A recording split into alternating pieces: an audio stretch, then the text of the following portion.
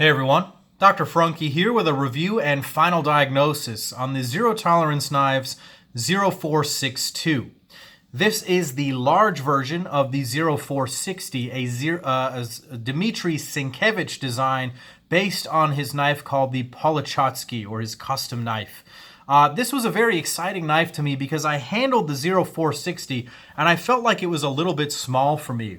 The curvature of the handle meant that handle terminated a bit early for me to get a comfortable four-finger grip. And so when the larger version came out, I was very, very excited because his designs are very practical yet very industrial, or sort of, I don't know, almost alien or bionic maybe is a good word to use. And so I was happy to get one of his designs in hand at a reasonable price. Now, this one was coming in at around $240, and I think that that's fairly compelling for what you're getting with this knife. So let's go ahead and get some vital signs on this guy so we can see what we're working with before we get too much farther here. Up front, you're looking at a blade that's about 3.75 inches in overall length back to the handle.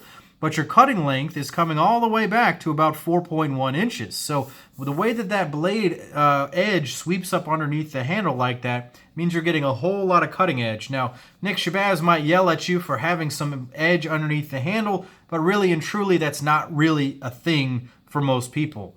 Back to the pivot, you're looking at 4.5 inches, and you're looking at a hair over 9 inches at overall length, maybe 9.1. The handle length is coming in at about 5.4 inches right there, and your effective grip area is almost exactly 4.5 inches. Some other important specs on this knife are the blade stock, which is coming in here at 156 thousandths, a fairly standard size for the ZT knives, and it's coming in at right at 1/2 inch in overall handle thickness. Another important dimension to look at is the weight. This large piece of carbon fiber on the front and the internal milling keep this thing down to 3.86 ounces. Now, if that's not impressive just looking at that itself, look how huge this knife is right here. I'm going to bring out the smaller knife that ZT introduced this year, the 0609, and that's at 3.6 ounces. So for this knife being considerably larger, to be only a hair heavier than that knife, it's truly impressive. So speaking of that, let's bring out another couple of knives for a size comparison. There's the 0609, and here's the other knife released this year, the 0393. Now obviously mine has been heavily modified, but you can see this is definitely the biggest knife that they've introduced this year. I'll bring out another couple of common knives here for the size comparison. You can see that it's considerably bigger than both the Para 2 and the Para 3. So we're talking about a very big knife right here. I'll bring out my standard big knife right here, the Crooked River. So the Benchmade Crooked River is still considerably larger.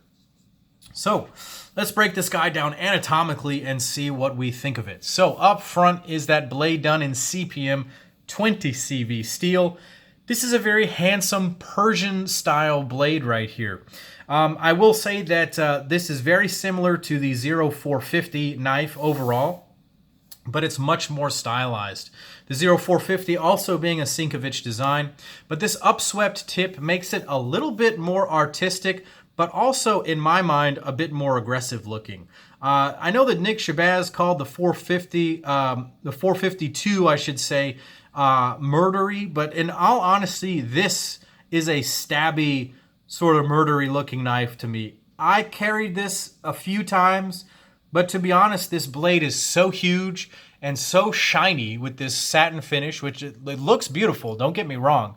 It looks absolutely stunning, but it's really hard to carry a knife this big and this flashy around without drawing an unnecessary amount of attention. This is really a pocket sword, and to be honest, for me and my carry, it's not the ideal. So I think that the blade is well done. It's ground very high. It's got a full, almost a full flat grind. Out here, it's a full flat grind. Out here, it's almost a full flat grind. It's got an interesting swedge up top, but it's just a bit aggressive for me. It slices really nicely.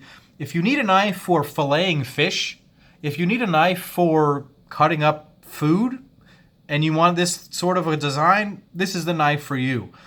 But if you're just going to EDC a knife, this is probably a bit too big, if I'm perfectly honest. Whenever I pulled this out, people were honestly a little bit scared because it's just huge. And add to that the fact that a little bit of this edge is hiding up underneath the handle. I don't think that's really a thing because I typically am cutting like this, and so the angle is actually more in this direction, and so I don't have a problem with that, but some people might find that slightly annoying. Moving back to the pivot here, this is done with some very elegant hardware that's designed by Dmitry Sinkevich. Now, Zero Tolerance recently tried to introduce the 0450, the smaller first Sinkevich design that they introduced, with hardware that looks pretty much exactly like this, but charging another $100 for it over the standard price. No thank you, ZT. You already offered that hardware on a production model, so you can keep that one. That 0450 factory custom was a huge flop in my mind. Luckily, this is done with Torx pivot on the back here, and this is a fixed pivot, so it's very nice to disassemble and everything. So happy about that. And it runs on their ZT KVT system, so the pivot is very, very, very smooth. Now, I have another video that's going to be coming up, or by the time I release this, it may be already out, comparing this knife to the Shirogorov Sigma. This is another Dmitry Sinkevich design that costs about $1,000 more, but as you can see, these two knives are remarkably similar. This runs on multi-row ceramic bearings from Shirogorov, and honestly, it is a little bit faster, but you're getting about 95%, maybe 92% of the smoothness with these KVT ball bearings, and if you were to oil this up, I'm sure it would be even faster. So honestly, it is a very, very smooth knife. In that video, I said I couldn't justify the extra $1,000 over this knife because this features a lot of really nice things. 20 CV blade, unique pivot, ball bearings, and now we can go back and talk about the handle. This may be my favorite part of the knife overall because it features a full front scale done in red carbon fiber. I really, really like this red carbon fiber.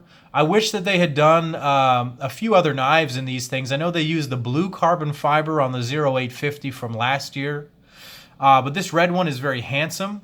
When you look at it over here on the chamfered edge right here, it brings out these really cool areas of light and dark and red. I think it's just really nice looking.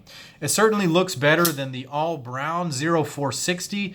The 0460 looks like a poop. It looks like a turd, and it was just so unattractive in the brown carbon fiber. But this red, I think it looks pretty good. It really is more of a maroon.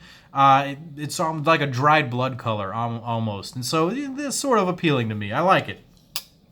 But the really interesting part of this knife is the titanium side, the frame lock side, because it has been extensively internally milled. If you look inside, you can see some weight savings pockets inside there. You can also see that they've put the Zero Tolerance logo on the inside rather than on the blade and everywhere.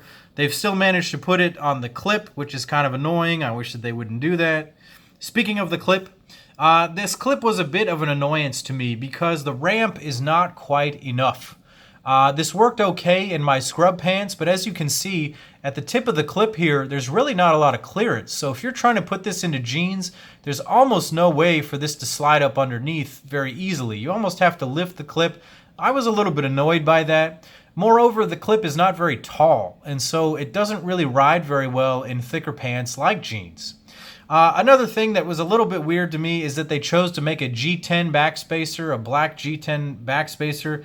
Maybe this is aluminum. I don't really remember. Maybe it's aluminum, but the black just doesn't really mix well. I would have liked to see this in either the carbon fiber or a titanium. Even if it cost a little bit more, it just doesn't seem to meld with the rest of the knife. There's not really any black anywhere else, and so, yeah, it looks okay because it's raised and it's got a little wavy pattern for some traction, but I was a little bit disappointed by that. So what do I think of this knife? Well, my final diagnosis is that this is a spectacular Sinkevich. For the price, at $240, you're getting all of the Sinkevich design, you're getting all of the awesome ZT quality, but for me, in my personal carry, it's a bit too big. It's a bit too aggressive looking, and so this is going to be moving on in my collection. So let me know what you guys think of this knife down below. I really think that they did a very good job. This is really a very well done transference of a Sinkevich design into production, but it's just a bit too big. I would probably recommend the 452 over this knife. Anyways, click like and subscribe, and as always guys, take care.